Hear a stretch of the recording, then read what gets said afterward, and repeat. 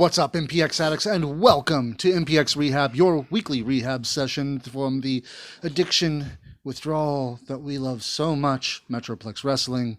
I am your host, the hashtag certified Mark J. Williams, here with my co-host, as always, the voice of the MPX addicts, Kyle Smith. And we're somewhat weekly. We try. We do try. Sometimes, unfortunately, the other parts of our lives get in the way, like interviews, injuries, moving, exactly. Just a whole bunch of things all at once. But I'm really glad we're able to talk this week because we have a hell of a subject to talk about this week, which I think can all boil down to we were right. I'm always right, but what about right now? I'm talking, we've been saying for months that, a certain wrestler... Oh, you're jumping right to the end. Kind of, yeah. Okay. Yeah. No. It's a format that I've learned actually kind of works, like, don't bury the lead completely. No, we had said all along, and a lot of people said it was biasness, but I really do, at least on this show, try to take biasness out of it. Yes, I have my select favorites. But when you look objectively and you can actually sit back and you're there live and you can hear the crowd's reaction and realize it's not just you, I know I'm on to something. And Zero got some of the biggest reactions out of anybody there. Yeah. As like the man could walk in, he walks in, he gets a pop. He, loses, he gets a pop. It's just like the guy is a fan favorite, and we've said that for a while. And it's like Richard was right. There is a lot to be said that for the fact that he got a huge pop because he wasn't there all the time, so we missed him, and therefore it was an even bigger reaction when he came back, and it was great to see. And yes, it is a bigger reaction, but he still gets good reactions when he's not there. He's one of those. I mean, let's be honest, there's probably four. There's Kirby, Silver. Tatum, and Zero. No matter what happens, they're getting a reaction. They're going to get the pop. They're going to get the crowd on their feet. Everyone, those are the four fan favorites. Doesn't matter if we get them every week. Doesn't matter if we see them sparingly. Doesn't matter if we see them for a while. Yeah, they're going to get a good, solid, heavy reaction. And it's like it's not just us that says this. It's like look at the fan. There's a girl who comes to the show cosplaying as Zero. Yeah, I mean, you just look and there's certain ones that they do that. And it's not just us. You can look at the footage, be in that building, listen to the other addicts. Like you can tell it's those four. And there are some that obviously Baby D would get that if she was to come back. Wesley Crane would get that if he was to come back. Dave Sagan would probably get that if he came back. Exactly, because you get those guys who there's just for some, yes, it's based on in-ring talent. Others, it's great character work and great storytelling. Like you talked about Zero being cosplay. There was a little kid that would cosplay. Actually, I think it was Langley who would cosplay as Wes with the bloody white shirt and the mask and the mallet and everything. Those are guys who, when we sit down and we look at wrestling, it's not it is their in-ring ability and it's their career, but it's also the stories. Which we've had a couple good storylines here and there. We got the big one with Sky and Dimitri right now that's taking a lot of focus. Casey and Tatum is another one that takes focus. But before that, it's not, I don't know. We had great action, but we didn't really have a story. And I can't help but think part of that is because we don't have two men like Wesley Crane and Dave Sagan. Yeah. Because while they are phenomenal in the ring and they're great characters, they could tell a story either by the character and the actions they did, like Dave Sagan, or they could tell a great story by the work they did, like Wesley Crane. Yeah, and that's probably the two men right now I miss the most because I want that story in wrestling. I mean, let's be honest. Wrestling is, when you boil it down, it's not hard and it's not rocket science. And I'm not trying to diss anything.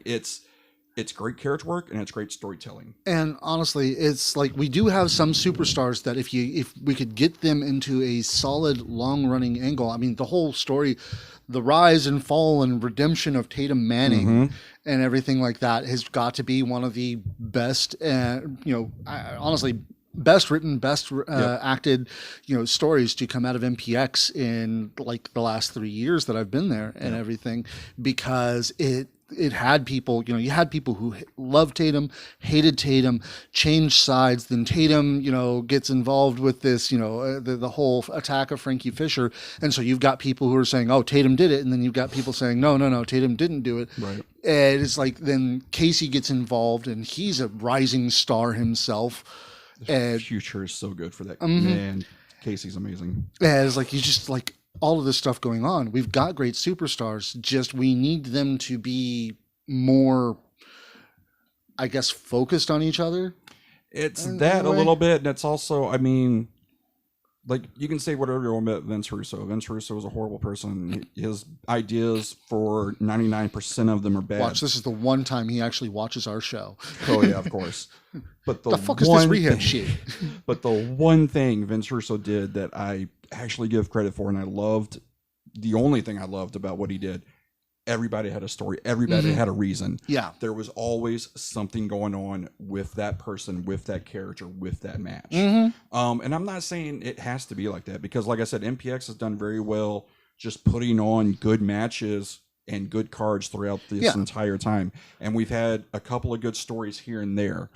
I just, right now, like I said, with Sky and Dimitri, that's kind of like all we got right now. We've got Dimitri's redemption. We've got Sky's dominance. And unfortunately, is like the other major story, the Casey Tatum thing going on. That's plagued by, the fact that unfortunately the real world, gets in the way of even wrestling sometimes, and things, people get booked elsewhere. They have real life events and issues, things happen. And there's a difference in story and like a match buildup, like Hardakis and Brixton.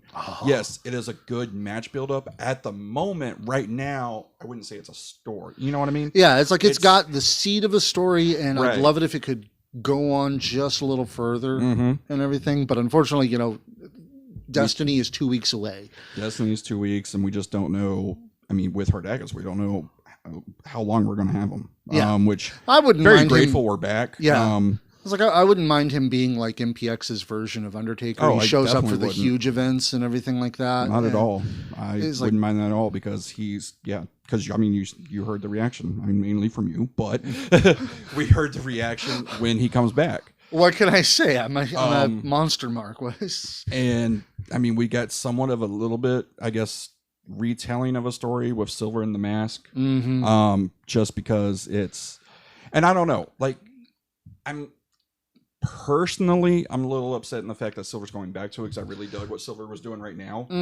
I'm kind of hoping it's literally just a nostalgia. Hey, it's me and Hardakis as a team again. Here's my mask. And then the week after that, when he's not teaming with Hardakis, he's back to being Vampire Lost Boy Jason Silver. Yeah. Which, I mean, we'll see. I always enjoyed Silver with the mask, because it did give him that edge. It gave him that reason for his character to all of a sudden just kind of not give a fuck and just beat the shit out of people. Yeah, so, pissing off, other wrestlers and fans alike. Exactly. But yeah, so MPX is Unplugged. Obviously, that was a fantastic show. We've got a lot to talk about, because it was a great show with some great wrestling, but at the same time, almost every match, something seemed to step off. Yeah, it was, I don't know if it was just a lot of people never really having chemistry working with each other before. Obviously, it's also, we got a lot of young talent. Yeah. The first match, obviously, Noah. We've said it before, I like Noah a lot. He's got so much potential. He needs to break out of his shell. He needs to. He needs that confidence. He needs the confidence as if there aren't any fans in the arena. As if he's doing this and he's doesn't have to worry about, am I going to screw up in front of people? Yeah, it's the confidence, and it's also, not to kind of take away and compare the Casey, but it's also fearlessness. Yeah. Like, there's a moment in the match with Sky where he went to springboard, and it looked like he second-guessed himself and stuttered, in which it caused, him to kind of mess up a little. Yeah. Part of it also is, and granted, I don't talk to him, and I'm not a wrestler, so I don't know his mindset, but to me, it looks like he's either going too fast, and he forgets what he's going to do, or he kind of gets caught in the moment and then kind of forgets, oh, wait.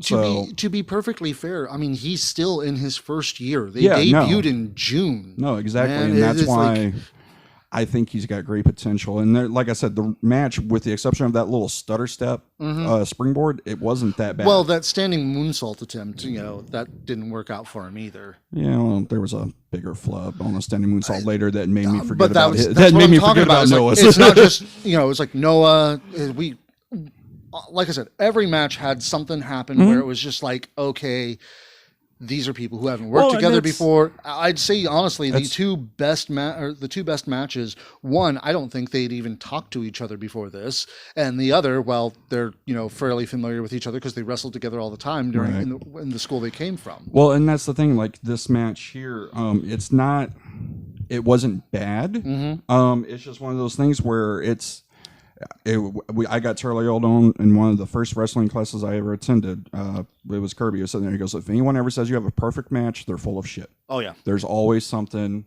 to go back on and work on. And that's the thing. Wrestling, it's never going to be 100%. It's never going to be perfect. Yeah, it's live entertainment. It's like I can tell you from being on stage, things happen. I mean, even Shawn Michaels and Undertaker, WrestleMania 25, the greatest match ever, still had a lot of mistakes in it if you go back and watch it. It's just one of those things where it happens, you move on. It's how you recover from it. And like I said, I think Noah recovered well. Yeah, Noah recovered really well. And honestly, it's like... Sky's watching you. Of course he is. Hi, Sky. How you doing? How's Malin? Really? You want him to go ahead and kill you now? Hey, I'm mobile now. I can run away. Okay, yeah. I still put money that Sky will catch you. I'm pretty sure too.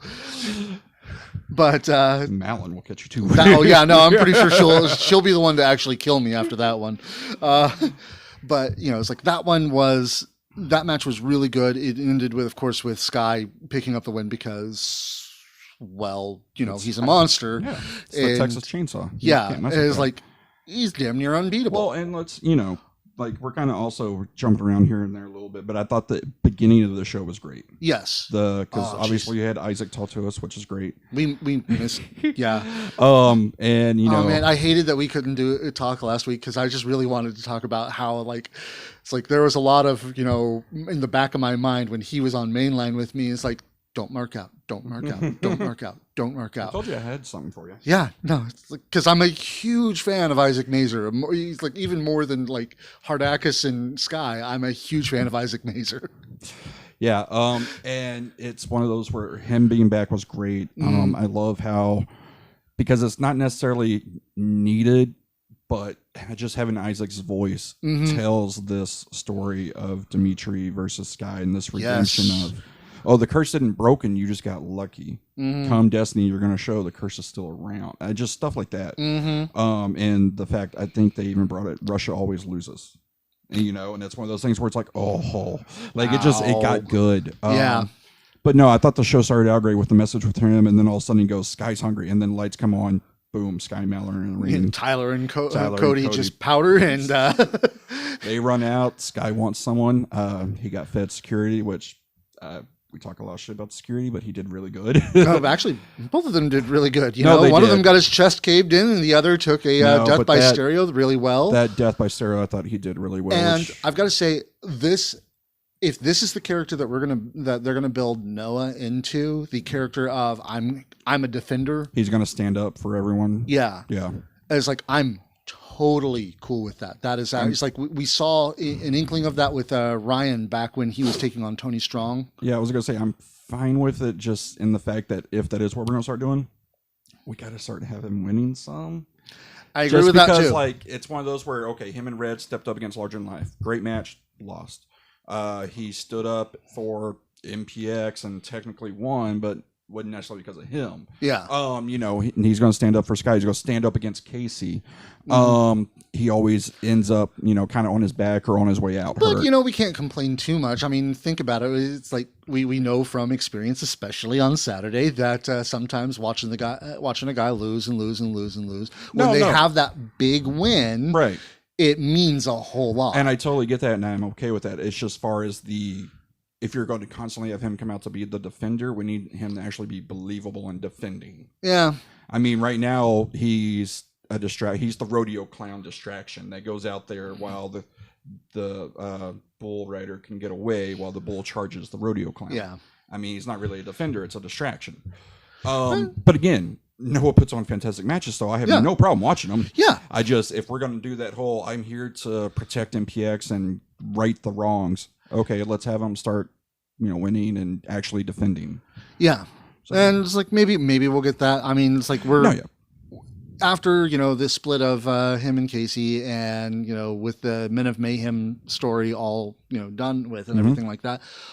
Honestly, at this point, there really isn't a whole lot for Noah that's obvious right now. So I guess we just, need to build to something for him. No, and I don't mind building him as a defender. That's perfectly fine. Because I do, like I said, I like the idea of homegrown MPX talent saying you're not going to run over my place. Yeah. That's why I love how Casey, Tatum, Larger Than Life, Noah, Red, all these, young guys who came through the school are our mainstays right now. They're our main events. They're our main storylines. They're our main focus. One, it highlights how good the MPX school actually is. Yep. And then two, it's also showing how great young talent is in Texas. And like I said, Tatum and Casey, I think, are probably some of the best. As much as I love Ryan and Tommy, they seem to have a thing as a tag team, which is great. Jackson is kind of off doing his own thing, which again is great. Yeah. Tatum and Casey, if they want to, and if they keep going the way they're going, they might exceed those three men, because Tatum's got the character. Yeah, in ring work, he gets better every time. He's still not where I personally am like, oh my gosh, he's my favorite wrestler. No, my favorite character by far, Tatum Manning. Tatum Manning is great. Casey is kind of the opposite. Casey's in ring work is so damn good, and he's so fucking athletic.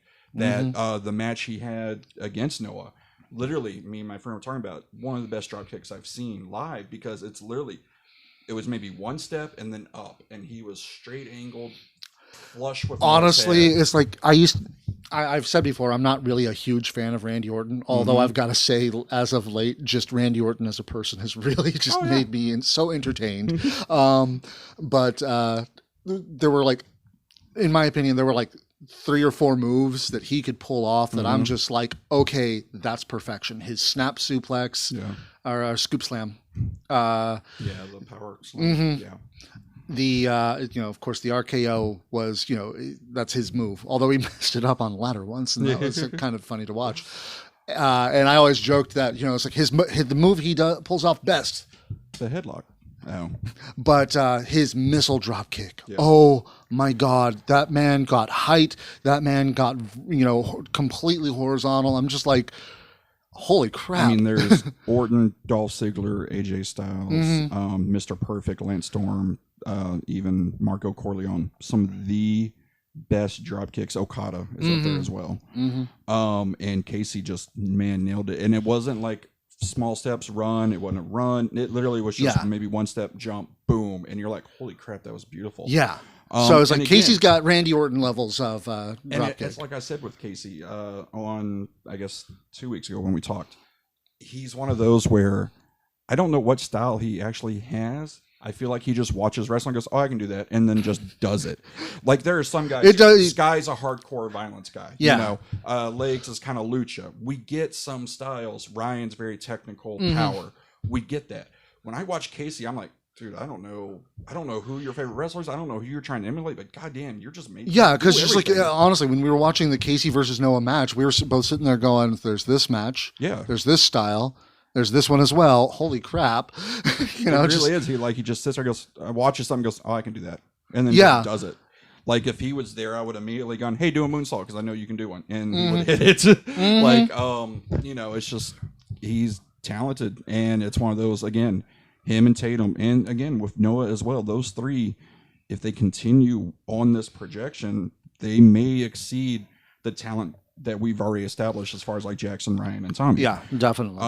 And I think that's saying something a lot. It honestly says, like you said, that says a lot about the MPX school, because that means that not only is there, are all their trainees, fucking incredible when they come out, but it also means that, they're just getting better with how well they train them as they go. Because, you've got Jackson, who was good at the start and went on and got better elsewhere. You've got Tommy and Ryan, who were good at the start and got better as they went along. You've got Tatum Tatum, who was good, was okay and good and everything like that, and got better as he went along. Then you've got Casey, who just came out of the gate as, oh my God, what the hell?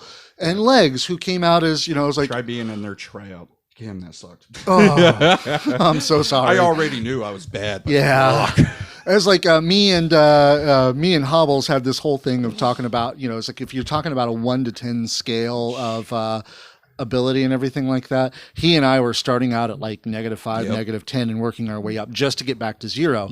Casey and Noah started at 11 and just kept going. And it's just like, holy crap. I mean, and that's, they're 2 athletic freaks. It's like, not to continue kissing their ass. Let's go ahead and move on to the... I mean, it's, again, to me, it's the future of MPX. And again, it plugs the school of how bright they are and how good they are. And it's these young men that have the drive and dedication. And we're seeing them branch out more. We're seeing Larger Than Life at New Texas a lot more than they were. We're seeing Tatum go to Promotion Friday, branching out a little bit.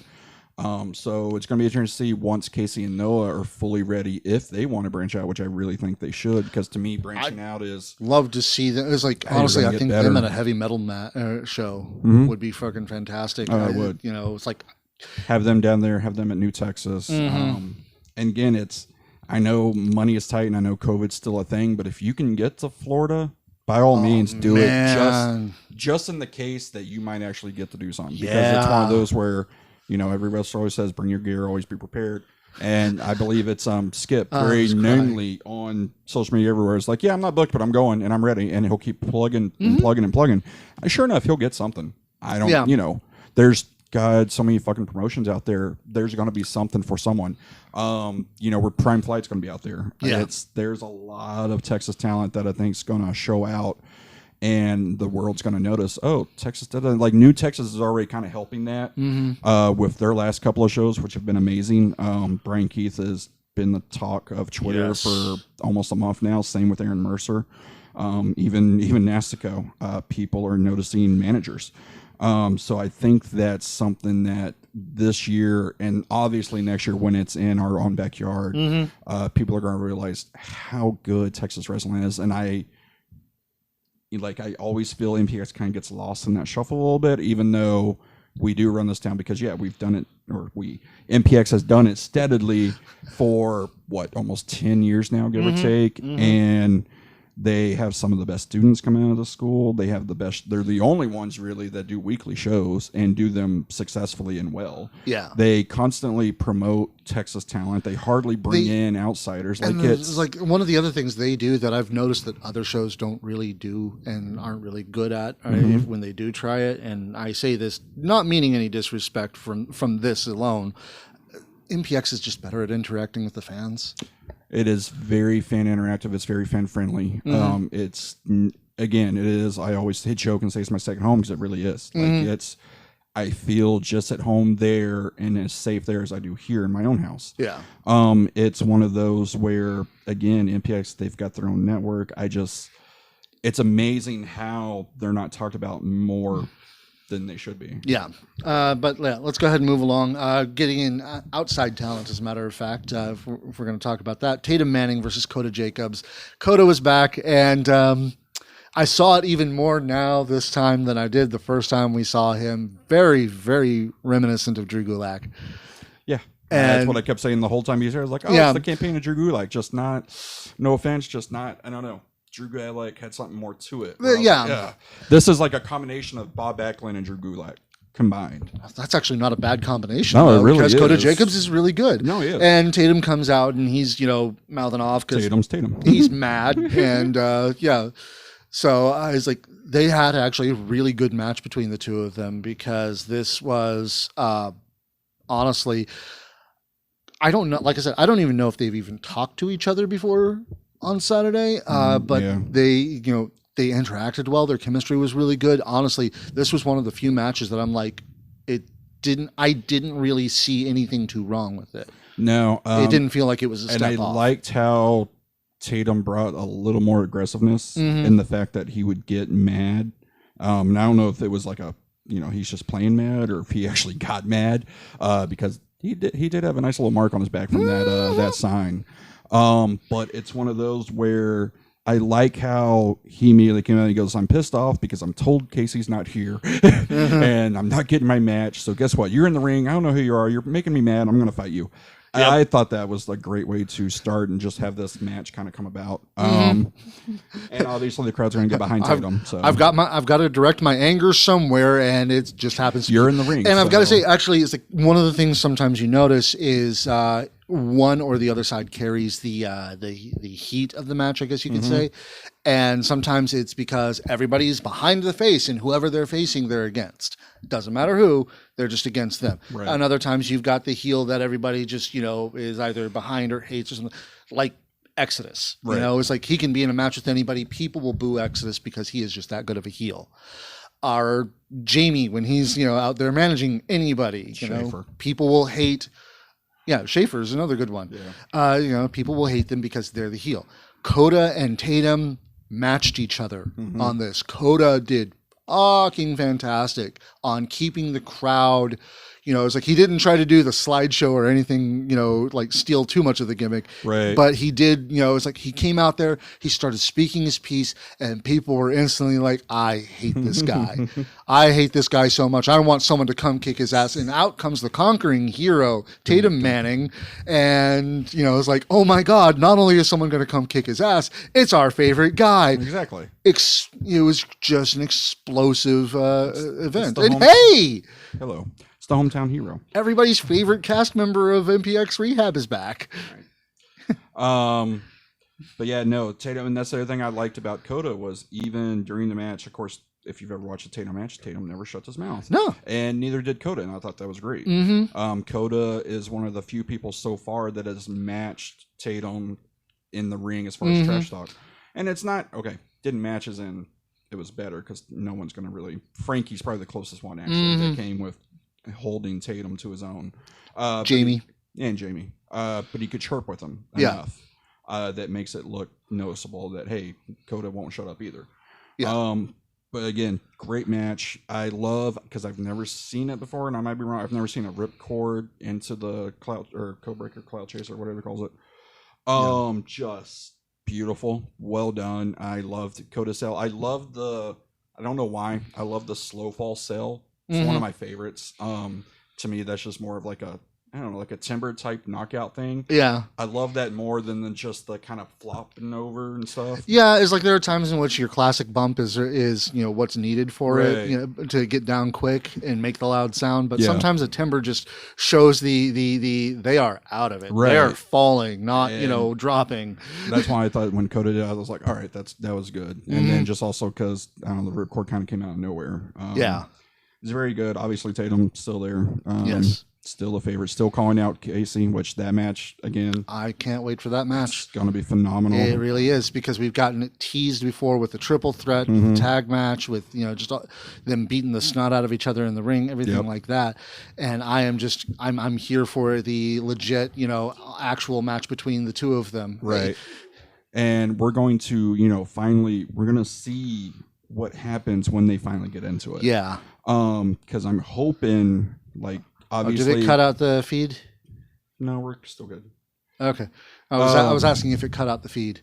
Okay, good. We're, I'm hoping it's going to be, it's kind of hard, because if it's at Destiny, Sky Dimitri's going to be that main event. Oh, so where you lay this out, I don't know, because you're obviously going to have Bricks and Hardakis probably. Yeah. Destiny's going to be a huge card. Oh, it's going to be, yeah. Casey and Tatum are going to tear it down, and it's one of those where they're going to go out and probably steal the show, because they're, again, two young men that both have a very, very bright future. And it's one of those where, me personally, if I'm doing it, I'm having Casey go over and possibly go over clean, because let's be honest, Tatum doesn't necessarily need that. No, he's got the Tater Club section. Regardless. He's got the Tater Club section that is literally following him to other shows. Exactly. As he does not need the he doesn't push. And losing a match is not going to bury him in the slightest. But what it would do for Casey to beat Tatum is going to do a lot more. Especially since that could lead into a Casey versus Frankie match later on, and just, make that even more. Yep. It's like, because Casey's like, well, I beat the old man. It's like, I beat your young guy who beat you. Exactly. I can beat the old man too. And then Frankie wins, and it's just so freaking fantastic. Everybody's happy. It's gonna be great. Yeah, so we'll see what happens. I kind of hope this week, because Casey keeps saying, one more day, he keeps calling him out. I really hope it's one of those where if Casey's there, Tatum's not allowed in the building or something like that. Or if Tatum is there, Casey's like, no, I'm not. I don't feel safe. I'm not working. Like something like that, where it's constantly like, no, I'm not in the same building as him. Yeah. If you want me to perform, he's got to be out, and something like that. God. Honestly, it's like, this is going to be me saying words that people hate. If I were in charge of the booking on this, I'd still have Matt Fisher as a quote unquote official at MPX, but have him be the poor hapless, messenger for the MPX management. Well, that's what Seth is. Seth is the one who delivers the message and then gets beat up. I like that one too. Yeah. But no, it's just have him be the poor hapless manager, to where, Tatum tries to walk in and Fisher's like, whoa, Tatum. I'm sorry, man. You can't go in there. Why not? Because Casey has spoken to management. By decree of MPX management. By decree of MPX management, he can't, you guys can't be in the same building with each other right now, because a restraining order, something like that. And it's like that would lead for, that'd be a great. Right. That's fan booking. Don't pay too much attention to me. It's got nothing to do with MPX itself. So remember, we don't work for them. We have no idea what their booking intentions really are. We're just speculating. We watch enough wrestling, we kind of have an idea. Yeah. But going on, tag match for the tag team belts with a tag team larger than life versus a tag team that I did not think would work, but actually kind of did. Yeah, when they first came out, when Ashton Jacobs and Christian Mox came out, I'm like, oh, I like both of them singly. I just don't know how they work as a team. Yeah. And considering they're both a couple of big guys. Right. They're kind of very similar built. Christian's a little bit taller. Christian's obviously, I think, a little bigger, and just in general taller, weight-wise, whatever, muscle. But it did work. It was one of those where it's like, it's kind of a shock. But they did work really well together.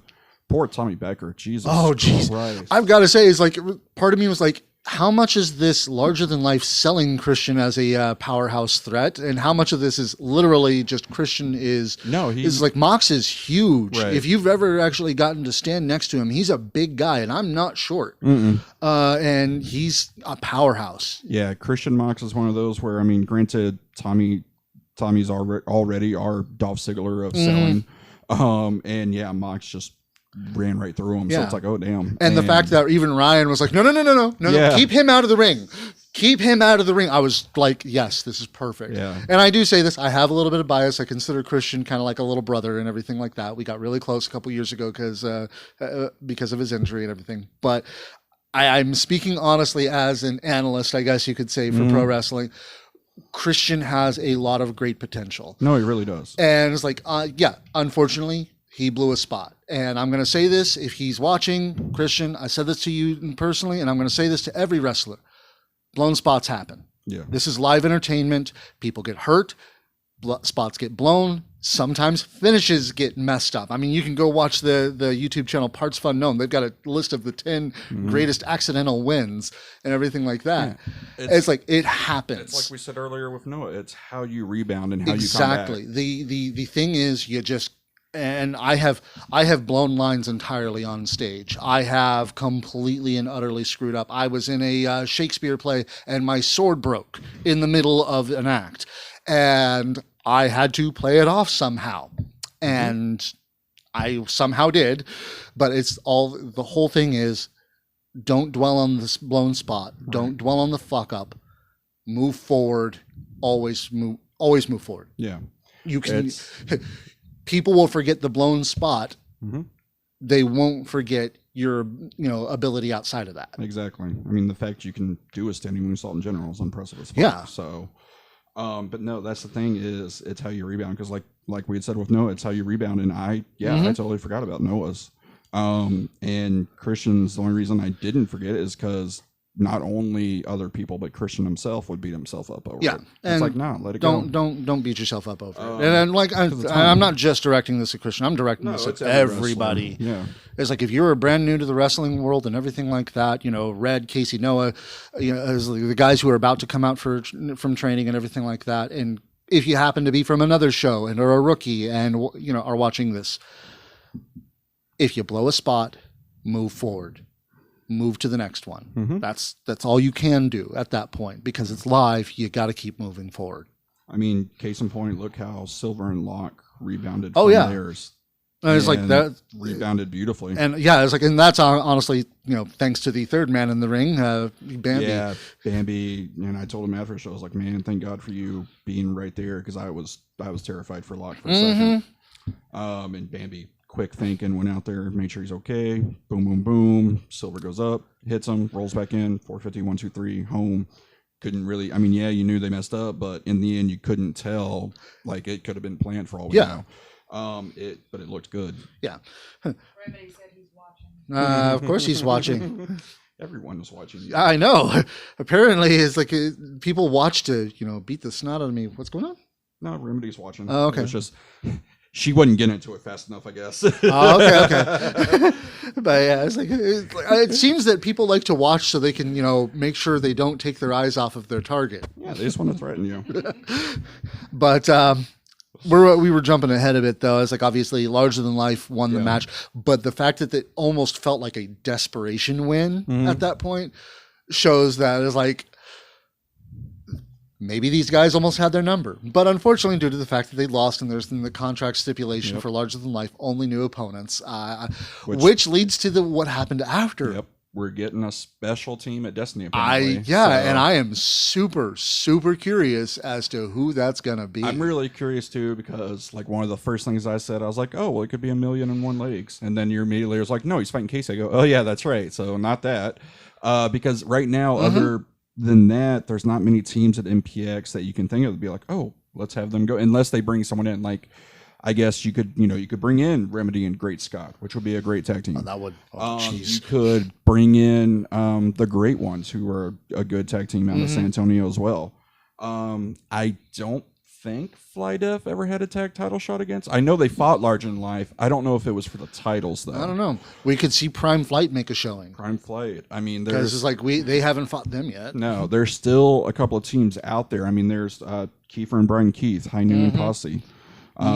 There's CJ. If Menage a Trois dead, which it kind of looks like it is, there's CJ's other Chill faction. So, there's still a lot of tag teams out there in the DFW or Texas area that it could be, or it could be some other combination that we, like Ashton and Christian, are kind of thrown together but works. Yeah. I mean, hell, that's how we got the Pub Crawlers. Yeah. And it's like, even though they haven't been booked together in for freaking ever, come on, please. There's no, why?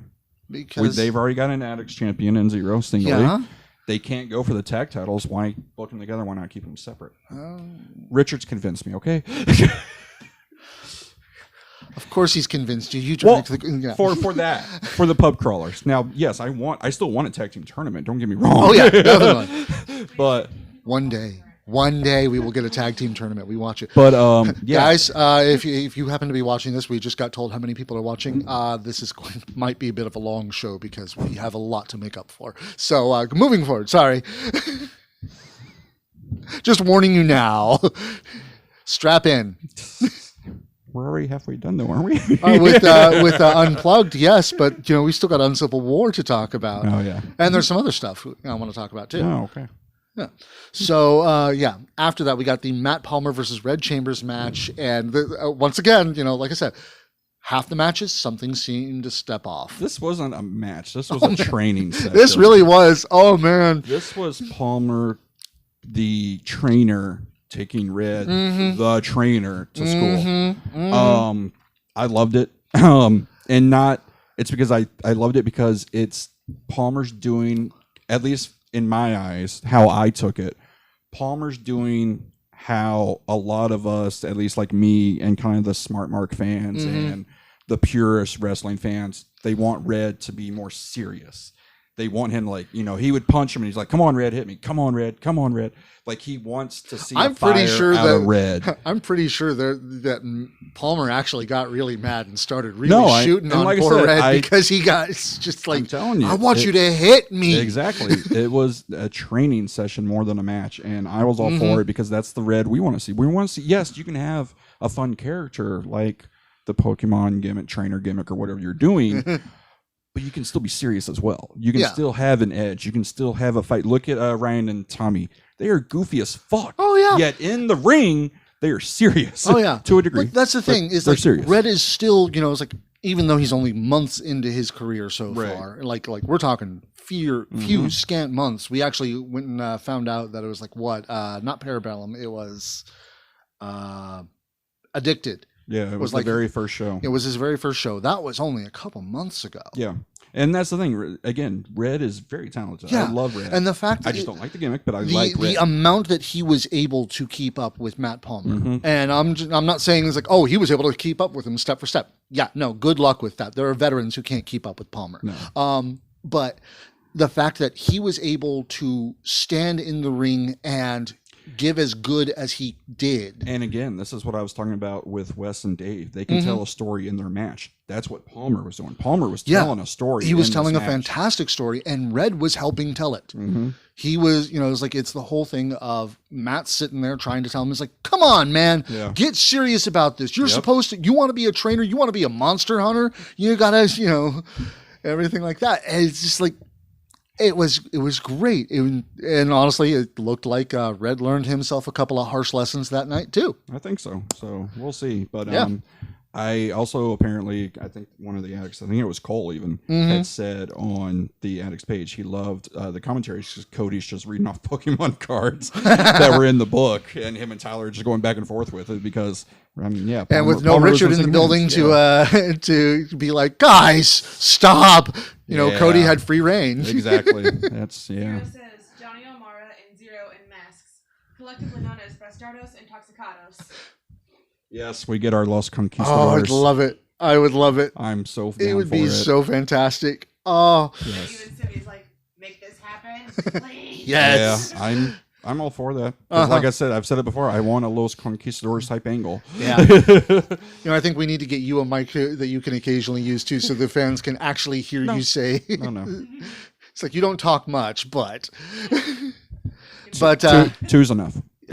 But honestly, Matt Palmer obviously winning this one. And it's something I wouldn't mind how we had the story going with Dexter, Locke, and Storm. Do it with Red and Palmer, where Palmer takes Red under his wing. They become a tag team. They go on to fight Large in Life, or they go on to. It's just constantly Palmer training Red until one day Red's able enough to finally fight Palmer. Well, Palmer's got a different tag team for next week that he's going to be a part of, and we'll talk about that when we get to Uncivil War. Still don't think that's official, but okay. It's official. She didn't say anything. But after that, we got a match that, honestly, I don't think I'll get ever tired of this kind of match. It's Michael Schaefer versus Dmitry Alexandrov. Anytime Schaefer's in the building, I don't get tired of it. Yeah, no, seriously.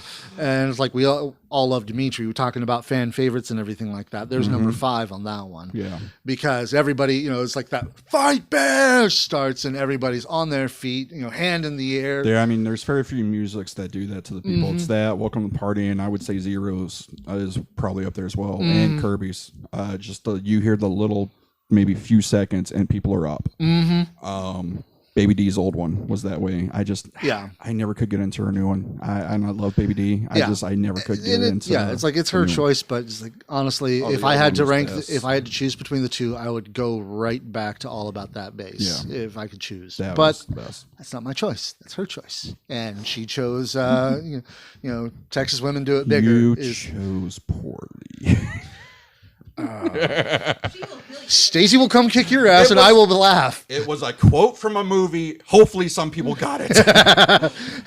It was not a direct shot at Stacy. It's not even so much people getting it. You want to make sure she got it. I would crap. That's right. She probably wouldn't. Jamie would, but she would not. But no. Yeah, this match, Dimitri and, Schaefer, barely gentlemen again. Man. I love how immediately Schaefer's like, where was this Dimitri 3 years ago? And as soon as he said that, my first thought was, it's like, we had this Dimitri 3 years ago and we had this Schaefer 3 years ago. They would have been an even bigger success than they were. See, he got it. Last Crusade. It's like, I got it. I'm just like, you say that, you're going to get your ass kicked. But no, having both of these, man, again, that's like, these are two men who, they're kind of like, I guess you could look at them as Tatum and Casey. They start out good, and they've just gotten better and better and better. Schaefer, I've watched ever since I've started going MPX. He was 2.5 men with, or whatever they were, with Larry, and then they were the Kingsmen and stuff like that. The manliest men know. Men. They came out the 2.5 men theme. All right, I got it. The train was there. My thought was there. It was just a bit, It was derailed. Yeah. But no, they were good, and then Barely Gentleman was great, and the Kingsman, like, he's one of those, he was always a tag guy, and then when he broke out, you realized how good he was. And again, we talk about athletic big man. He's an athletic big motherfucker too. Honestly, I kind of wish he'd been able to keep the Addocts championship a little bit longer than he did. I wish when he cashed in, he would have won the title. I mean, that was 2 prospect titles that he defended 4 times, cashed in, and lost both. That's just wrong in my opinion. But anyways, sidetrack. Okay, and then so we got one of our big ones taken care of. Let's take care of the other one next. Then you've got Dimitri, who, is sitting there and same thing. He starts out good and he just gets better and better and better. And now he's on the cusp of being one of the biggest in MPX. Oh, yeah. So these two men heading off each other was great. And again, like I said, just the athleticism of both men and the hard hitting that they did. The shots exchange was so great. It was. Very, very old school Japan style almost. And it was actually kind of almost an edge of your seat kind of deal between the two of them because, there were constant times in which, it's like you thought Schaefer was going to take it. And it was over for Dimitri. And it was like, oh man, maybe the curse still is on. Oh, well, yeah, no. And that's what I love is we still have that tease because, you have someone like Schaefer who is a legitimate threat to Dimitri and can beat Dimitri. It's not like, and again, it's no offense to Noah or Red, but Dimitri's not fighting them, so he still has that, he could still be cursed. He could still lose. Yeah. Which I love that aspect. And I hope, we'll see it and we'll talk about it later, but Dimitri's matches leading up to Destiny are probably going to be some of the hardest ones he's got. Yeah, definitely. Which, Isaac's probably got a hand in that. Yeah, probably. Maybe not intentionally, but he's definitely got a hand in it. But then after that, we got the Matlock versus Jason Silver, which we talked about briefly because, like I said, there were flubs. I was going to say, you want to talk about hard hitting. Oh, yeah. Jeez. He's called, one of the security guys calls him an unkillable little weed. And it's such a fitting thing because the punishment he this guy takes. Has pulled that weed out I don't know how many times. And exactly. It just keeps growing back. And it's just like, man. And it's crazy how, he'll do some of the crazy stuff and the next day be like, are you okay? Oh, I'm fine. What? Yeah. No. It'll be after the show and he'll be like, yeah, no, I'm good. Why? I watched you die. It's like, you should not be walking right now, man. I watched your back break. I watched your arm fold under. I watched your leg snap. No, I'm fine. I saw the welts, man. How are you not in constant pain? It was like that when he did that, sunset flip onto the ground on Dimitri. And I was like, holy crap, are you okay? He goes, oh, I'm fine. Why? I go, because you flat backed the concrete pretty much. He goes, no, I'm good. I was like, what the hell? Silver just truly is. He's immortal. He's immortal, but he's also indestructible. It seems. And Matlock, man, I was. That is a tough man. I had to go to the bathroom for a little bit, but as soon as I opened the door, I heard it, and then I come back, and I think it was you or Pat. One of you was like, "Dude, that super kick was legit." Oh yeah, Locke took it to the chin hard. Yeah, no, it was like that. I was just like, he kicked Matlock's jaw right into Houston, and it wasn't even that. Also, the after the where Matlock unfortunately fell off the top rope, that jumping RVD sidekick that he did to Matlock on the outside looked legit too. That was one where I was like, oh, that looked bad. Yeah. No, these two men, they just went at it. And that was actually a perfect example of, how moving forward from blown spots right there. Yeah, exactly. Because it almost looked on purpose. Yeah. And I think the only reason we noticed that it wasn't is because we pay attention to that stuff so much. That, and again, like I said, man, Bambi is one of the best refs, and he didn't use, I used to give him a lot of shit. He's one of my favorite refs now because of stuff like that. He's Johnny. The quick thinking. One, I've always loved his mannerisms and his facial expressions in a match because he sells everything. But two, his quick thinking and reaction to go make sure Locke's okay. Then to look at Silver and be like, yeah, he's fine. What are y'all going to do? And then they figure it out. From here? Yeah. Exactly. And it was brilliant. Yeah. And he's like Jason Silver walking away with the win on that one, but he wasn't done. He brought out the mask. Yeah.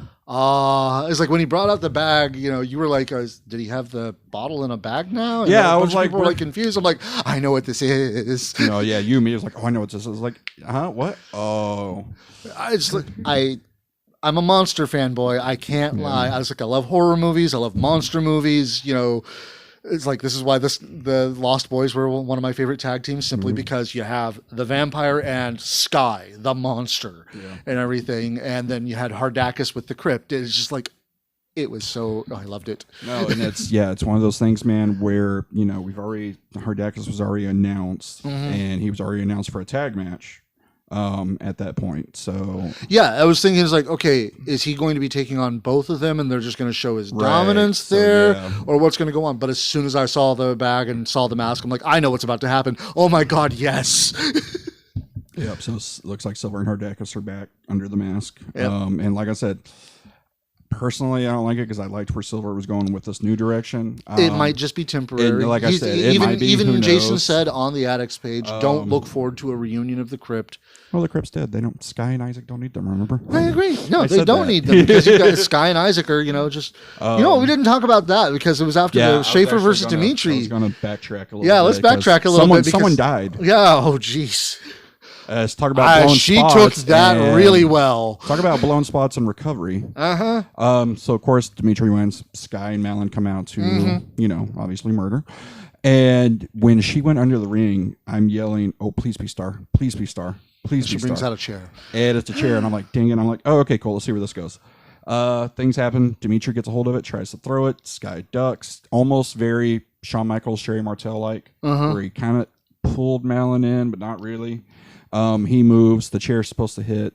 It, from what I'm told, if you rewatch the film, it clips. It didn't hit, but then Dimitri just booted the shit out of her. Yeah. And I was like, because he rolled out next to us. I was like, damn, dude. And he goes, I killed that bitch. I'm like, oh, fuck. Well, then. Yeah, you did. We probably won't see Malin for a while. Yeah, it's like, she took that really well, too. I don't think she had a choice. She was going to eat it regardless. But I also, I love how it gave a different viewpoint from Sky. Yeah. You saw a concern on Sky that we haven't seen in many years. It's not just the belt that he wants to protect. It's his family. Yeah, his empress of excessive violence. And it was, I enjoy, again, we talked about the stories and everything, right? I enjoy that little nuance of, instead of Sky just ignoring it and trying to still be the monster he is. No, he's like, no, and I'm that concerned. rant on Facebook afterward. Yes, that was awesome. And I love how immediately people are like, what's going on? Is he okay? I'm like, no, he's pissed. And then even someone's like, Isaac, come to everybody, goes, no, I agree with what he said. Because it's exactly what he meant. This match, Sky and Dimitri, it's going to be excessive violence. Oh, yeah. They're going to rip each other apart. It's going to be just a fantastic main event. Yeah. It's going to be like near unbeatable. Yeah. And that's even saying that with, it's like the fantastic main event of Dave Sagan versus Wes last year. Yeah, the casket.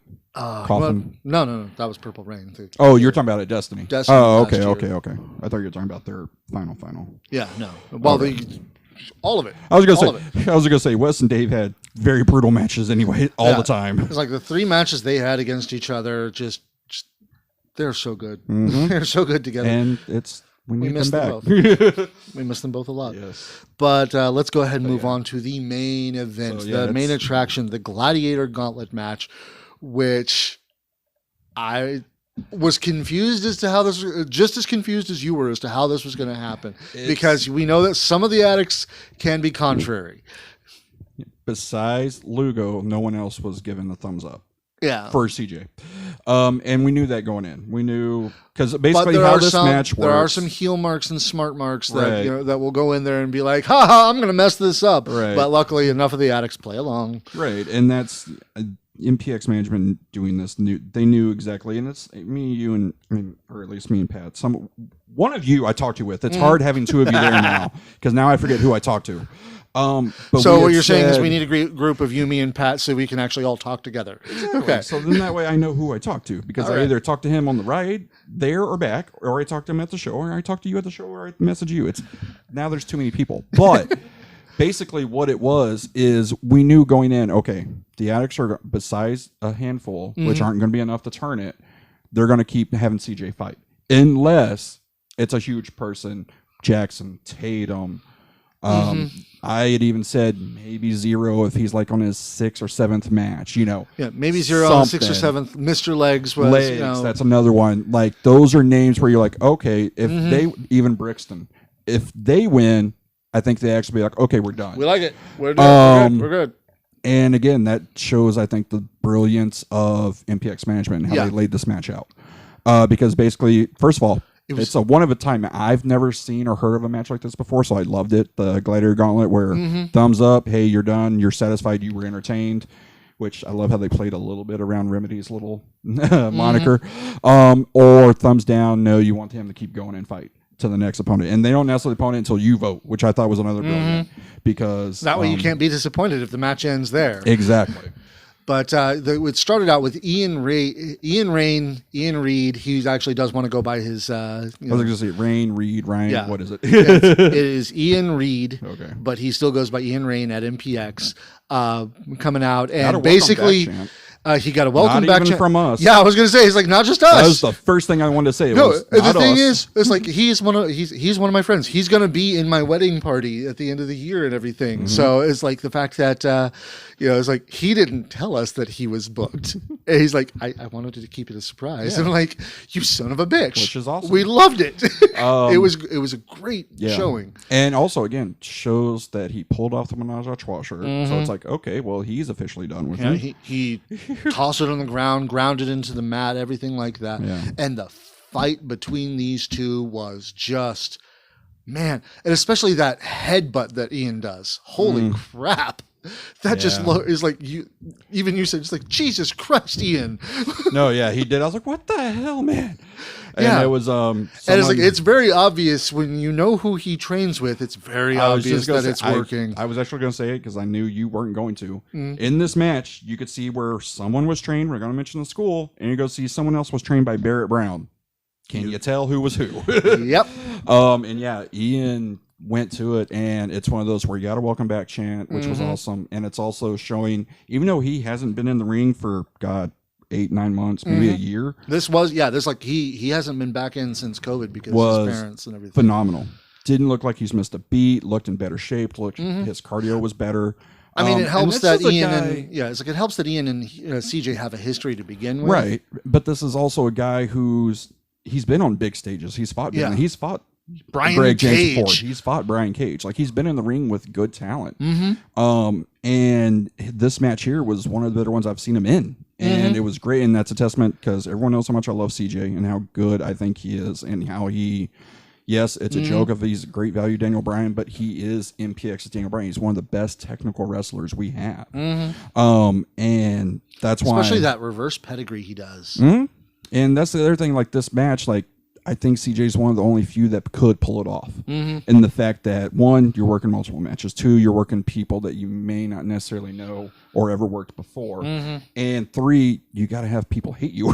Oh, yeah. And CJ was perfect for this match. It was beautiful. And it was well done, well laid out. Oh, yeah, definitely. Especially since he beats Ian with that in that first match. And in the second match, he's got Larry. And he's like, oh, yes, my bro. And Larry's coming out to his music rather than Menage a Trois, which, I'm going to be honest, I like Larry's music more than I like the new Menage a Trois music. I do too, but it's because it fits Larry. Yeah. But it's like Larry comes out and he's even looking like, don't worry, I'm going to lay down. Exactly. I'm going to lay down. It's going to be great. It's going to be fine. You get a rest. And then tries to roll him up and he's like, sorry, man, I need this. And I'm just like, He's a former MPX yes. champion. So. Yes. And it was great. It was another thing where Larry also got a good reaction when he came out. We're seeing these names. I think people just wanted to see somebody beat the snot out of CJ. It's that, but it's also, I think there are people that are coming back that they're actually like, oh yeah, we miss you, we love you, we haven't seen you in forever. Like Schaefer. They're not necessarily cheering. We had for both Schaefer. of the manliest men, both of the Exactly. Kingsmen in there. And Ian it's says, love you guys. love you too. It's one of those where, we not necessarily people are going to cheer for Schaefer, but they're excited he's there because we're going to get a great match. Yeah. Same with Larry. Larry is one of those where, yeah, you may not like him, but you're going to get a good match. And it was the same, him and CJ both tearing it down, thought it was great. Yeah, it was a fantastic match. And of course, CJ wins that match as well. And then, everybody expects it's like, okay, well, we're getting close to the end of the show. I hate that. I was going to say, that's probably one of the most meta things. No, I've seen other people do that. It's like, oh, what time is it? Oh, yeah, the match should be ending soon. So if he's going to lose, it's going to be this next one. And of course, it's Mr. Legs coming out. Place loses their mind because, like, holy crap, he's going to get the Addocts championship. And they show out. Legs, girl. Yeah. It's like they show out. I mean, Legs has his new gear, which looks fantastic. Legs is, just coming off Reddit fame. So. Which honestly, it's like I didn't want to get back into Reddit, but if it helps me, if I can help to plug MPX through that, I'm there. But which you heard someone. Tony Khan's a coward if he's not booked. So and Tony Khan, I know you watch this show. You've yeah, got of to course. book Mr. Legs. Sorry, got to steal a bit from John Oliver there. Maybe our buddy Lance Hoyt can show him. Yeah. Oh, or Lance Archer. I'm sorry. Yeah. Or he's always Lance, Hoyt. Sammy, Fuego, help a fellow luchador. Fuego can't get on his own show anyway. Oh man. I'm just kidding. I love Fuego. Well, I don't know. Maybe Vert can help him. I don't know. But yeah, it's like Legs is out there, but like I said, they showed out. This match was fantastic. I'd love to see another match between Legs and CJ because it's just seriously going to be, it's like it was really good. Which is considering how new Legs really is in the business, and the fact that we had some significant gaps last year because of COVID. He's one of those people tend, and myself included, and I don't mean to at all, but he gets forgotten in that training class with Casey, Noah, Jackson, Tommy, Ryan, all those great names coming out. Legs is one of the great names coming out of it too, and he's had great matches. He's a former prospect champion. He's made it all the way to the fourth defense and everything. Exactly. He's taken Sky to his limit, and it's like I said, even though it's young in his career and young in their little rivalry, it's one of Sky's best rivals in Legs. So it's great. And it's not like, oh, Skip and Sky. No. It's Legs actually gives Sky competition. Yeah. Not that Skip doesn't try. Skip's a fantastic wrestler, and I made the joke of if Red Chambers and Skip Terrific actually team up with each other, they got to worry about that chainsaw coming after them. Red was just like, no, man, why you got to bring him into this? Because if Skip's going to be there, his natural predator will be nearby. Exactly. You have to be prepared. Yeah, come on, man. It's his favorite meal. You train monsters and everything like that. You have to understand the ecosystem behind it. If you're going to have Skip, you have to watch out for Skip's predator. It's like, but Legs losing was just like, how long is this going? Because nobody is going to accept Legs losing. Nope. There was a pretty huge uproar. Oh yeah, no, people were pissed. And I think that was one of the one times. It's like before the 3 was even really counted, before that bell came up, everybody was on their feet. No, and just because it's me and I love pissing off the Addicts, I was on Lugo's side. They're like, yeah, we're good. That was good. No, that was great. That was great. He did it 3 times. Come on. Because it was 3 times. I was like, oh, I want to see everyone get pissed off and go home mad. That's what I want. I want the Addicts to be upset. Oh man, that kind of great. Yeah. Especially if they made the Addicts Championship a bigger deal with Uncivil War, because then it would be like, whoever he's going up against, we are 100% behind them. Exactly. Doesn't matter who it is.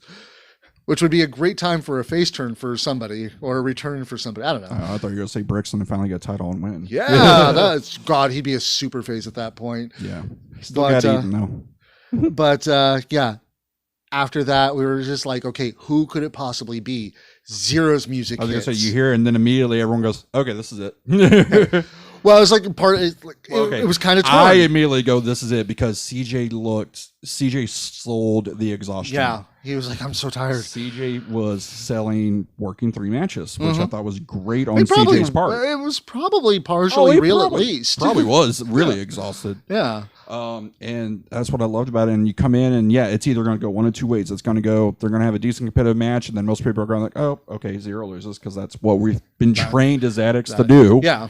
Or we get really excited when he comes out. We support him 100%. He does the first part where he's got just all the heat and all the momentum and everything like that, and everybody's behind him. And as soon as that momentum turns, everybody dies. Yep, takes the air out. Or we do what they did. Zero comes in, boom, boom, boom, win. And it's beautifully done. And that moment goes up there as far as one of the best moments that's been had in that building. Yeah. And it's, Richter was there, and it's like he says, like, this is 13, 14 years in the making for him. He's never quit.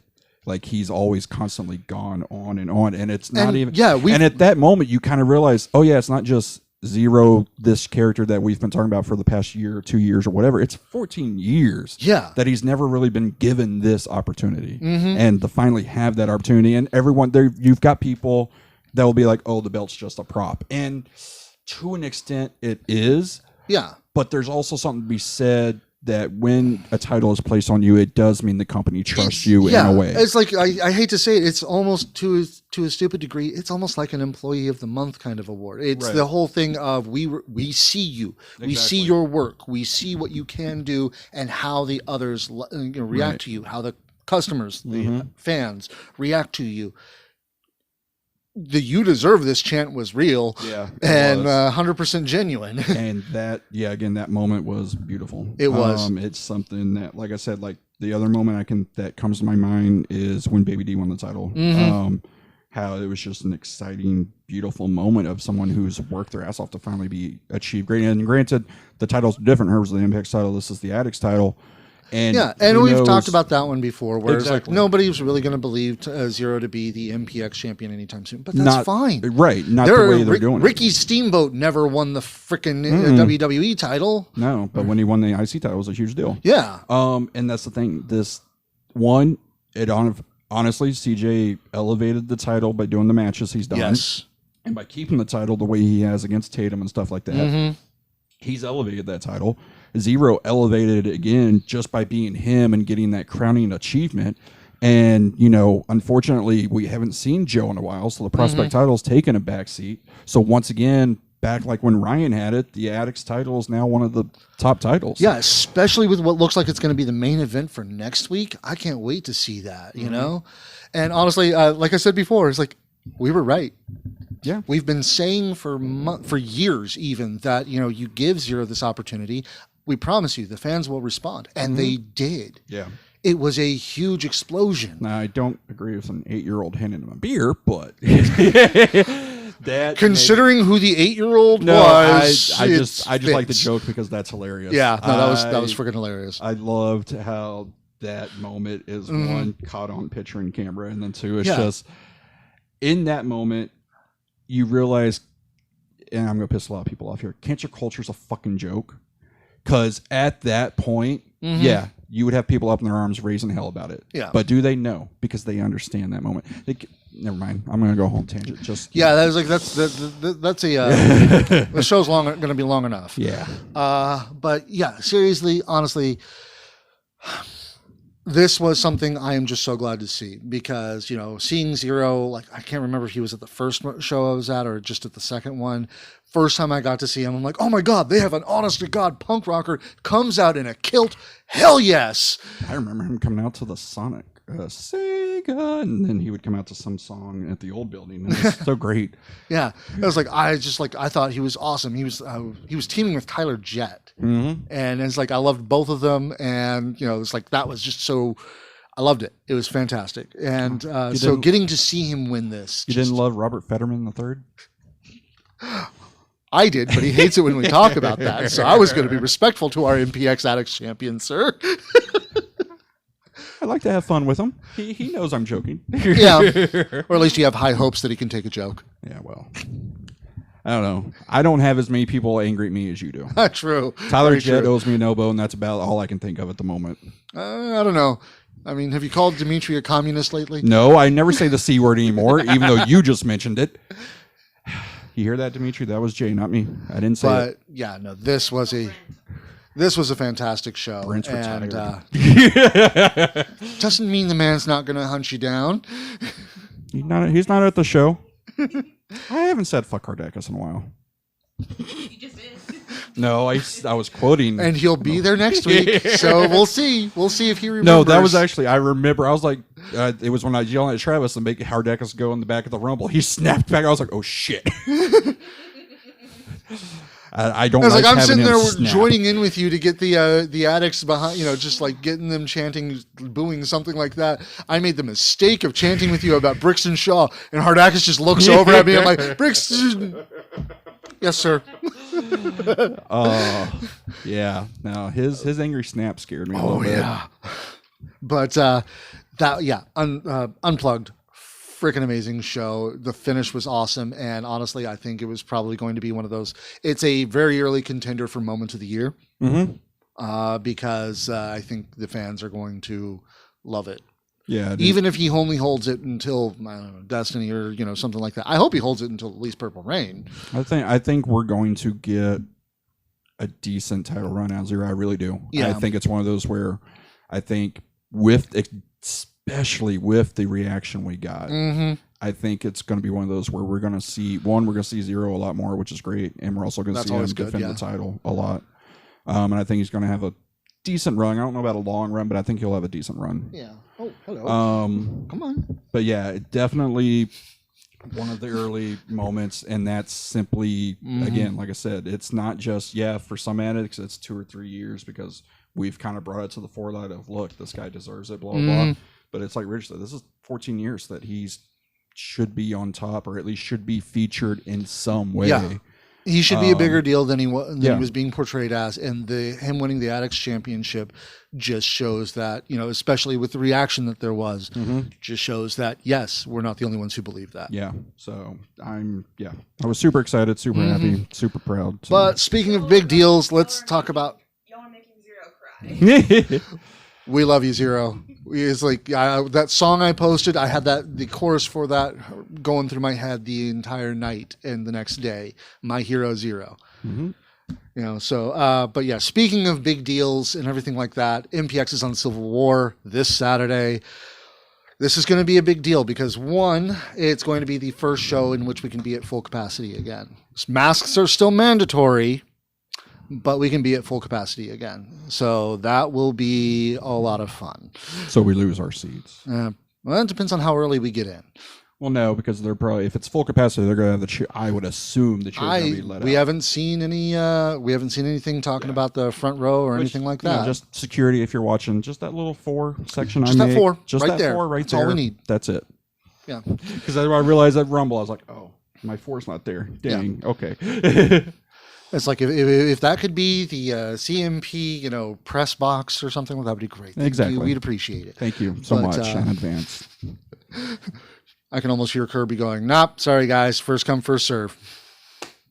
But, I don't even mind that because I'm usually the first one in. It's more of if it's preset. Yeah, but there's also going to be some big returns, and I'm not just talking Hardacus because it was announced that Angel Camacho, the Puerto Rican juggernaut, is going to be back in the building, and I'm just, who's he going against? I don't know, because we saw a lot of people we want him to go against in the Rumble. There was a lot of big men. Like I said, yes, I want a tag tournament, but I also want a Hoss tournament. I don't know who he's going against. Zero? No, I'm kidding, because I think we've already done something for that. But Red. He learned one lesson. Now he gets to learn the other. How to die. Because we need somebody that's going to replace that. Nobody dies like Zero. Well, he's the MPX Addicts champion now. So we need somebody else who can die really well.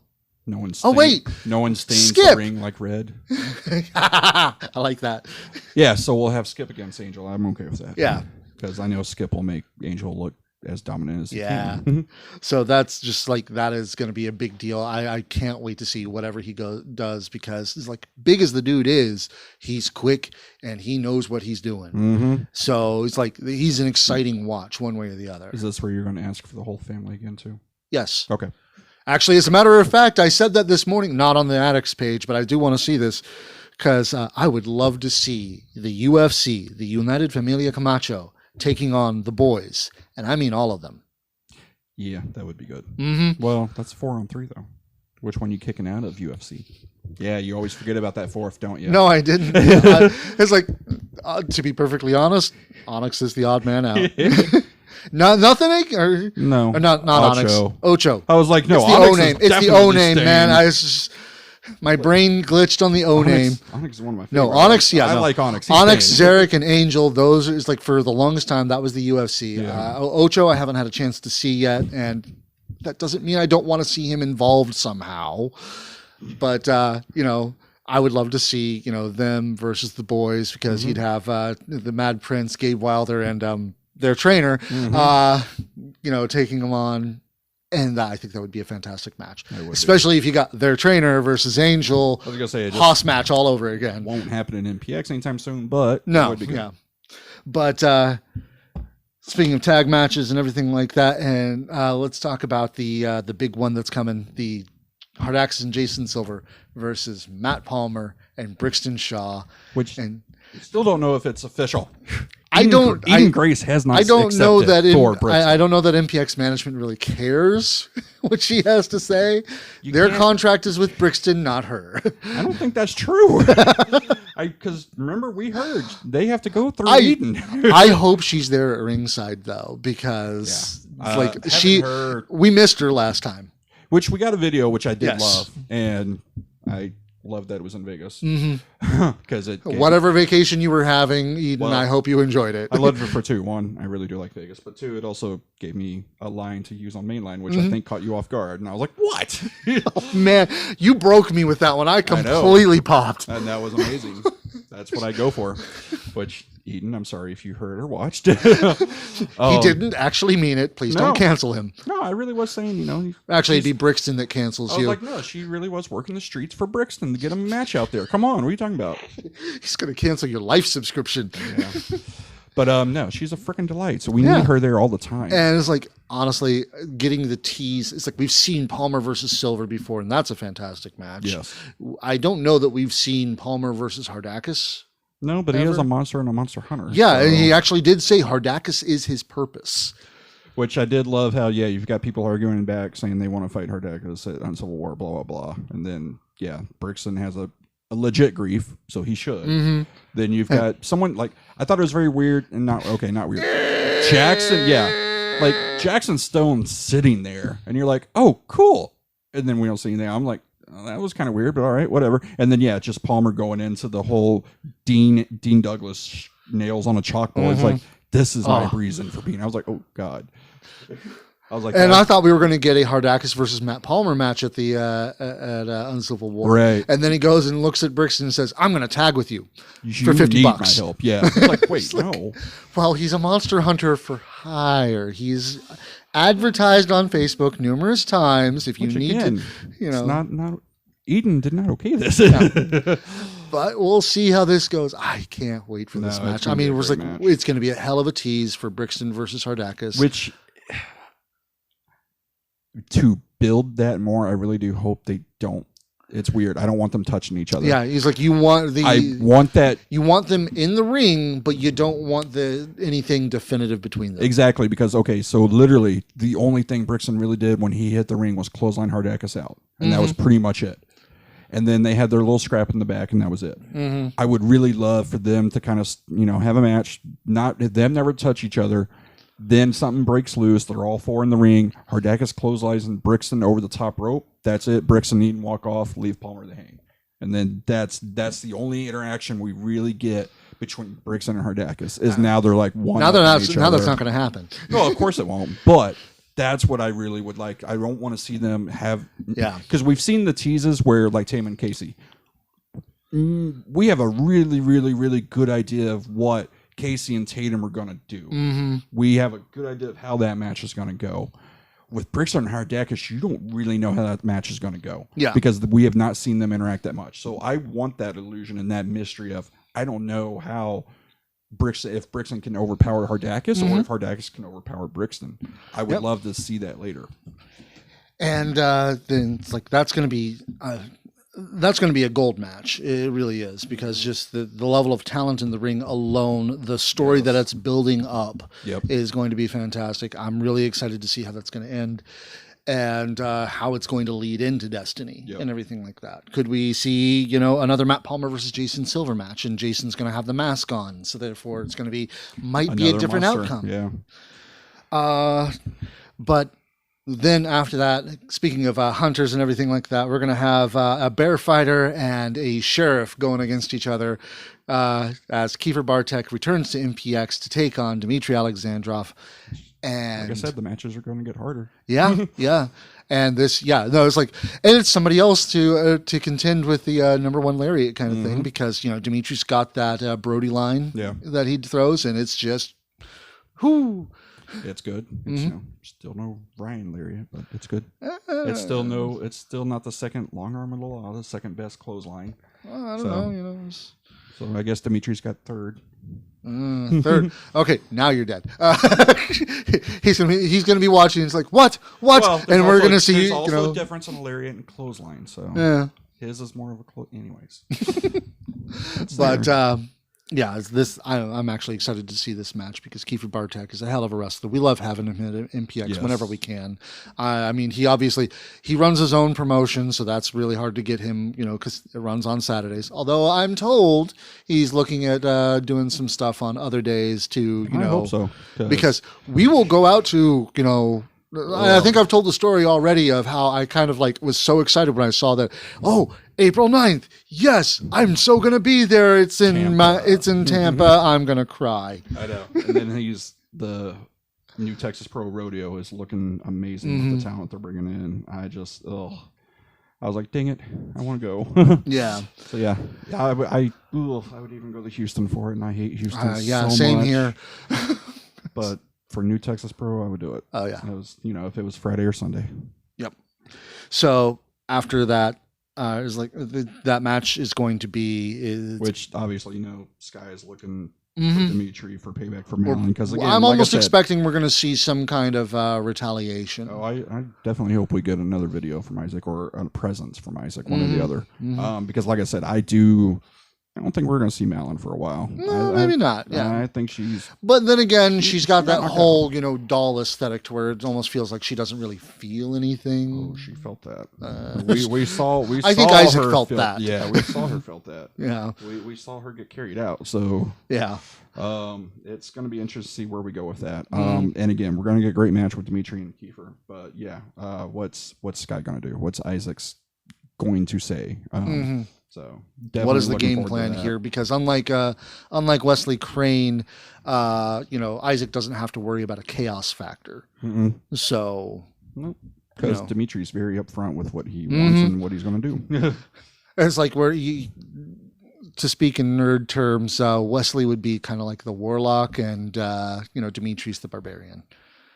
I have to play a warlock next one. I've never done it before. Really? Yeah. Wow. We're gonna see how it works. Yeah, they're a lot of fun. The vestment, the. I just subbed a character yesterday. I'm like, we're gonna see how this works. Oh, well, have fun with that one.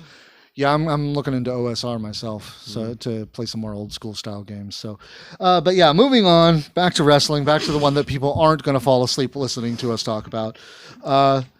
There's what's obviously going to be the main event, the 6-man scramble to be the number one contender for the MPX Addocts Championship. I don't know if you can say it'll be the main event.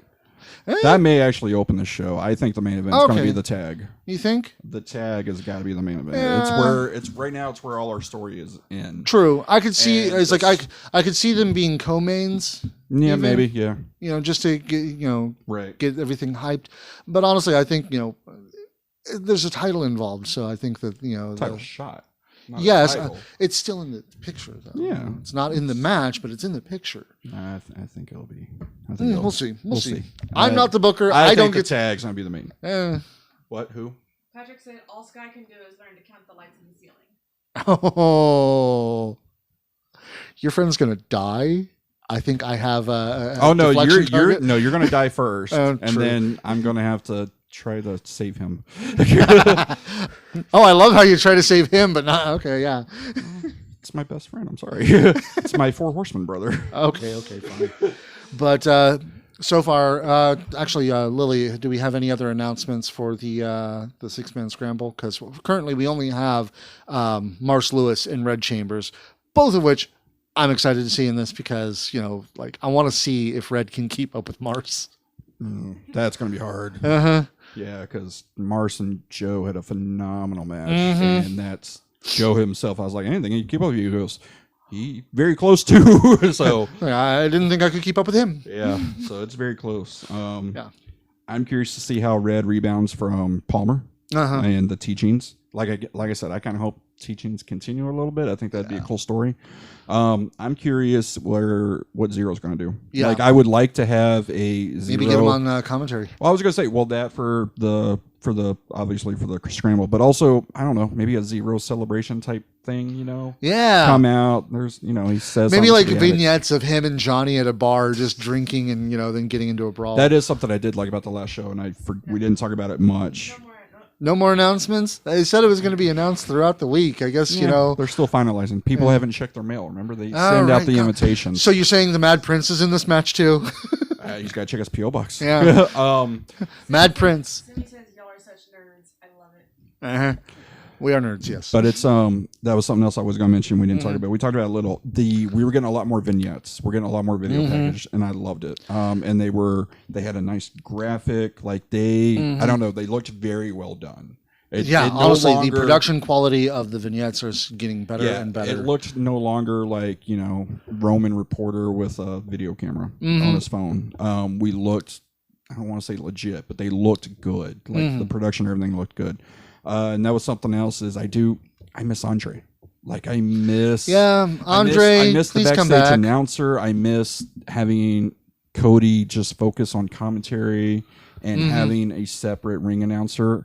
Not that I don't love Cody's ring announcing. Cody's one of the best ones. Oh yeah. But I think at least, and also when you go back and watch the show, there is that little now, especially now that Richard's not there. Yeah. There is that gap of Tyler trying to fill and not have dead air while Cody's there. I can tell you from personal experience, trying to carry a show even for a little while on your own is difficult. Even for just a bit. Okay. Yeah. No, it is. I'm totally joking. It's but it's one of those things where I like it being separate. I like everyone having kind of a specific type job. Yeah. As opposed to having I think it was when we were at New Texas Pro. It was the ring announcer, the bell keeper, and the camera guy. Did everything. I'm like, oh my gosh. And that really, it's like I don't want to say that the show suffered for it. It didn't suffer for it. No, it didn't. It's just that you saw one guy doing like everything all at once, and it's like, dude, that's too much. I really hope we get Andre back soon. Because, and again, I enjoyed his ring announcing. I thought he was getting, when we first started him, I'm like, oh. And I was like, and then he just got better. Yeah. He found that groove that he needed to get into, and he hit it, and it was perfect. Yeah. So, but it's like Uncivil War is going to be a great show. I think honestly, it's like we're going to see the shows ramp up until we get to Destiny, which is going to be an incredible show itself. I mean, this is MPX. We get all the hype for Rumble. We kind of die down a little bit till Destiny, which the die down was a lot shorter this time. Usually die down, we get 2 weeks. We didn't get really die down from Rumble this year. Yeah, like we're at Rumble and then boom, straight to Destiny, and we're there. Destiny. The boys always come to play. When we'll get the die down a little bit from Destiny, it'll ramp back up for Purple Rain, go off a little bit in December. I mean, it's and then Cold Day in Hell. Exactly. So we get that. We get our 4 big shows.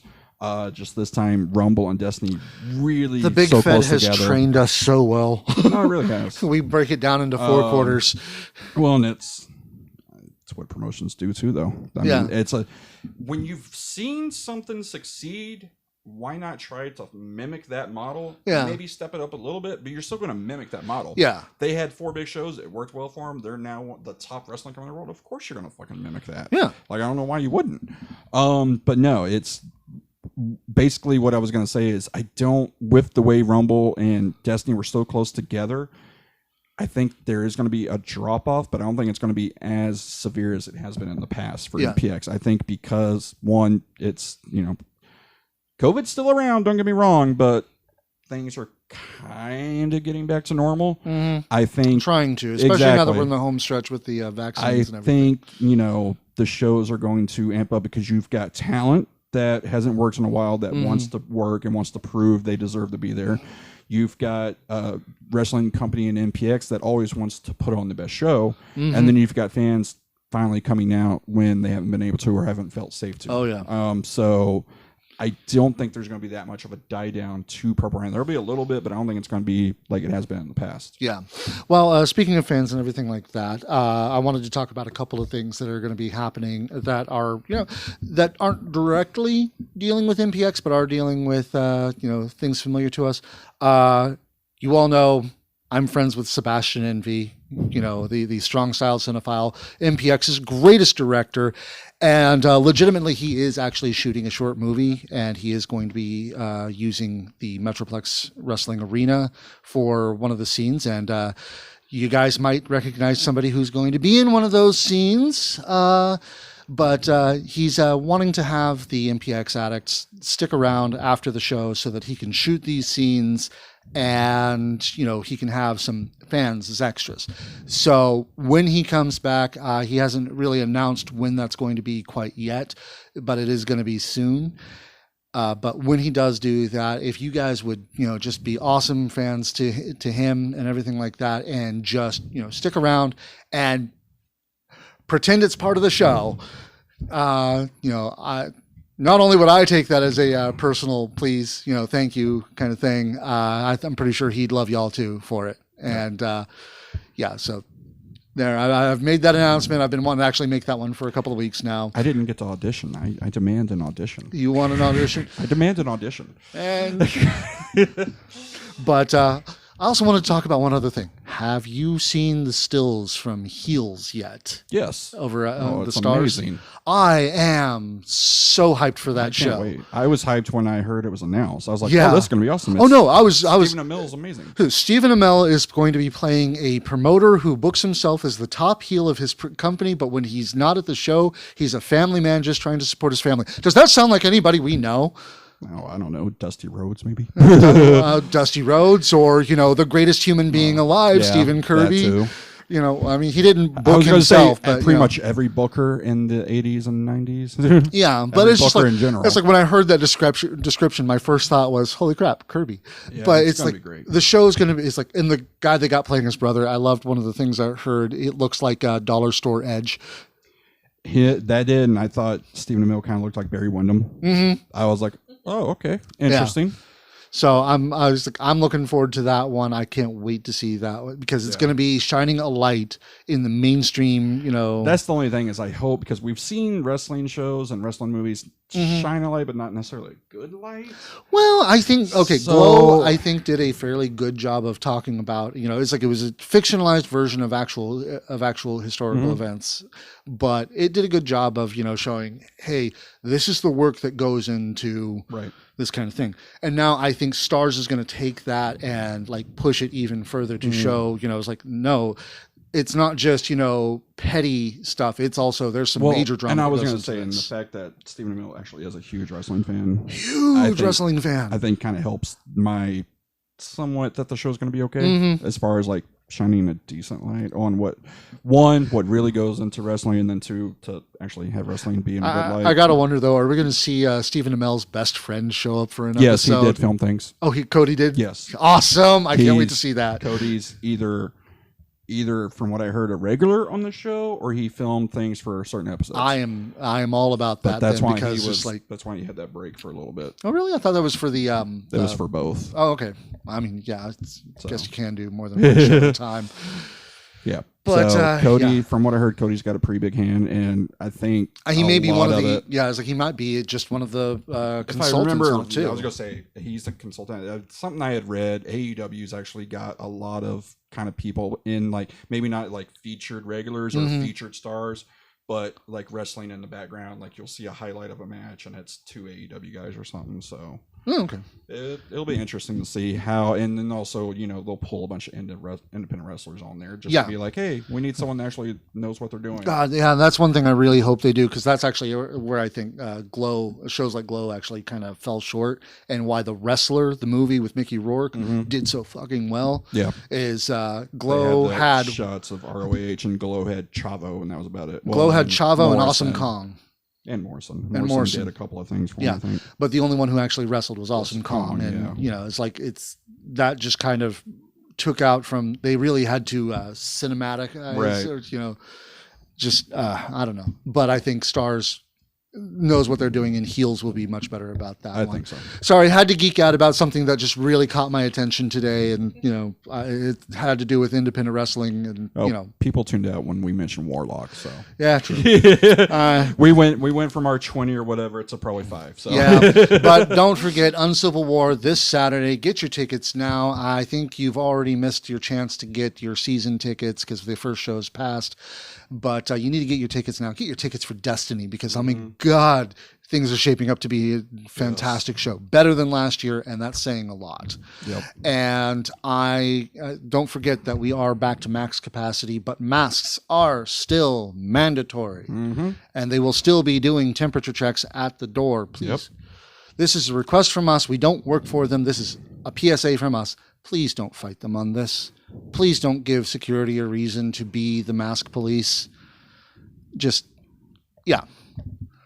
You don't want security harassing people? Oh, wasn't going to go there, but... oh, I will all the fucking time. I believe Wear your fucking mask. It's not that hard. Yeah. But either way, this weekend show is going to be great. We can't wait to see it. We will see you. We'll see you there for Mainline and everything like that. So, Gotch be with you, fans. See y'all Saturday. Mark out. Hit the button.